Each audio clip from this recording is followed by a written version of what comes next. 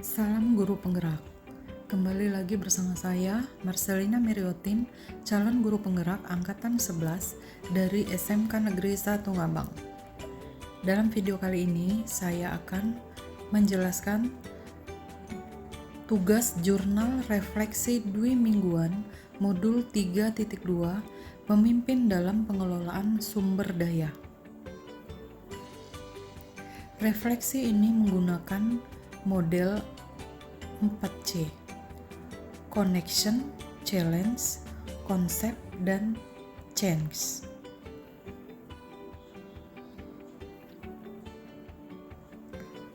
Pendekatan berbasis kekurangan atau masalah dan pendekatan berbasis aset atau kekuatan. Pendekatan berbasis kekurangan. Pendekatan berbasis kekurangan atau masalah akan memusatkan perhatian kita pada apa yang mengganggu, apa yang kurang, dan apa yang tidak berfungsi dengan baik. Kita mengeluhkan banyak fasilitas sekolah yang tidak berfungsi baik, buku ajar yang tidak lengkap, atau sekolah yang tidak memiliki laboratorium. Kekurangan yang dimiliki mendorong cara berpikir negatif, sehingga fokus kita adalah bagaimana mengantisipasi semua kekurangan dan apa yang menghalangi tercapainya kesuksesan yang ingin diraih. Semakin lama, semakin tidak sadar, kita menjadi seseorang yang tidak nyaman dan curiga yang dapat menjadikan kita buta terhadap potensi dan peluang yang ada di sekitar kita. Pendekatan berbasis aset atau kekuatan. Pendekatan berbasis aset adalah sebuah konsep yang dikembangkan oleh Dr. Katharine Krams, seorang ahli psikologi yang menekuni kekuatan berpikir positif untuk pengembangan diri. Pendekatan ini merupakan cara praktis menemukan hal-hal yang positif dalam kehidupan. Dengan menggunakan kekuatan sebagai tumpuan berpikir, kita diajak untuk memusatkan perhatian pada apa yang berjalan dengan baik, yang menjadi inspirasi, yang menjadi kekuatan atau potensi yang positif.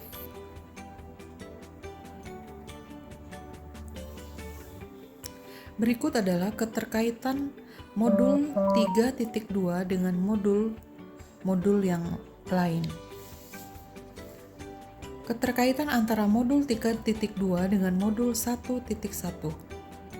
Dengan mengelola sumber daya atau aset yang dimiliki dengan baik, maka sangat memungkinkan bagi guru untuk melaksanakan pembelajaran yang berpihak pada murid, menuntun segala kekuatan kodrat yang ada pada murid sehingga mereka dapat mencapai keselamatan dan kebahagiaan. Keterkaitan antara modul 3.2 dengan modul 1.2. Seorang guru penggerak harus dapat menerapkan perannya untuk menjadi seorang pemimpin pembelajaran yang dapat melihat sumber daya sebagai aset atau kekuatan yang dimiliki dan dimanfaatkan untuk pembelajaran yang berpihak pada murid.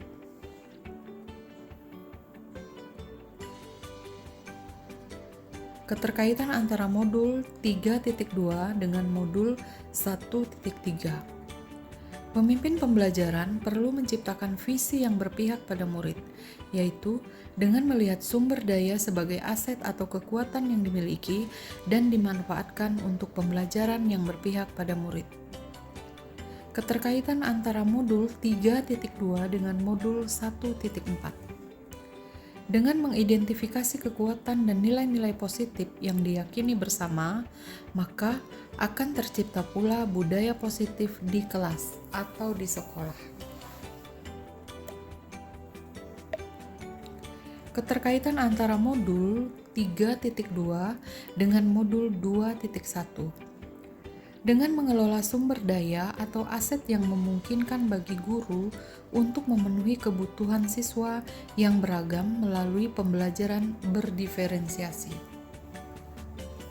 Keterkaitan antara modul 3.2 dengan modul 2.2. Sangat diperlukan kematangan sosial dan emosional bagi seorang pemimpin pembelajaran dalam melihat sumber daya sebagai aset atau kekuatan yang dimiliki dan dimanfaatkan untuk pembelajaran yang berpihak pada murid. Keterkaitan antara modul 3.2 dengan modul 2.3.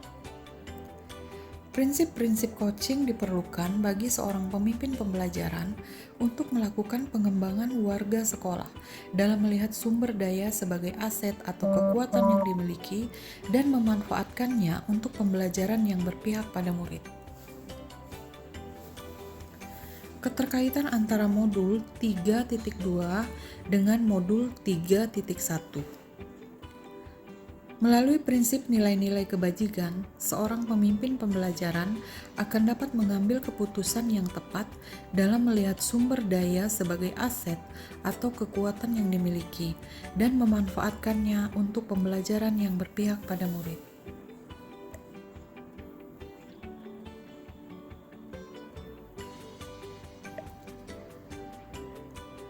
Dalam pembelajaran modul 3.2 ini, diharapkan saya memahami nilai-nilai kebajikan yang tertuang dalam visi dan misi sekolah.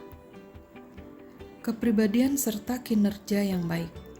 Dalam melaksanakan tugas kepemimpinan, khususnya dalam melihat sumber daya sebagai aset atau kekuatan yang dimiliki dan memanfaatkannya untuk pembelajaran yang berpihak pada murid. Yang menjadi tantangan kali ini adalah bagaimana guru penggerak dapat menemukanali aset yang dimilikinya dalam kategori biotik maupun abiotik untuk dikembangkan menggunakan pola berpikir berbasis aset dan mengajak rekan sejawat untuk dapat menemukanali aset yang dimiliki di sekitar sekolah sehingga dapat dimanfaatkan dengan baik untuk pembelajaran yang berpihak pada murid.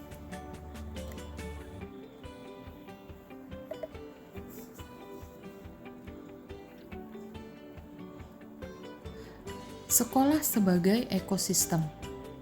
Ekosistem merupakan sebuah tata interaksi antara makhluk hidup dan unsur yang tidak hidup dalam sebuah lingkungan. Sebuah ekosistem mencirikan suatu pola hubungan yang saling menunjang pada sebuah teritorial atau lingkungan tertentu. Jika diibaratkan sebagai sebuah ekosistem, sekolah adalah sebuah bentuk interaksi antara faktor biotik dan abiotik atau unsur yang hidup dan unsur yang tidak hidup. Kedua unsur ini saling berinteraksi satu dengan yang lainnya sehingga mampu menciptakan hubungan yang selaras dan harmonis.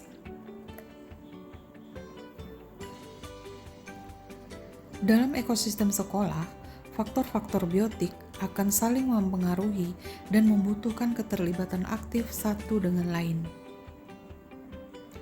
Faktor-faktor biotik yang ada dalam ekosistem sekolah diantaranya murid, kepala sekolah, guru, staf atau tenaga kependidikan, pengawas sekolah, orang tua, masyarakat sekitar sekolah, dinas terkait, pemerintah daerah.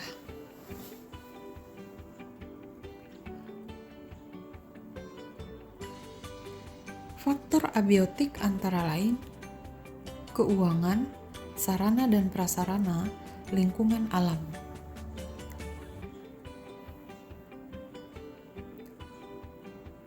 Pendekatan dapat dikatakan sebagai cara pandang atau cara berpikir kita melihat sesuatu. Pendekatan berbasis kekurangan atau masalah akan memusatkan perhatian kita pada apa yang mengganggu, apa yang kurang, dan apa yang tidak berfungsi dengan baik. Berbeda dengan pendekatan berbasis aset. Pendekatan berbasis aset adalah sebuah konsep yang menekuni kekuatan berpikir positif untuk pengembangan diri. Pendekatan ini merupakan cara praktis menemukanali hal-hal yang positif dalam kehidupan.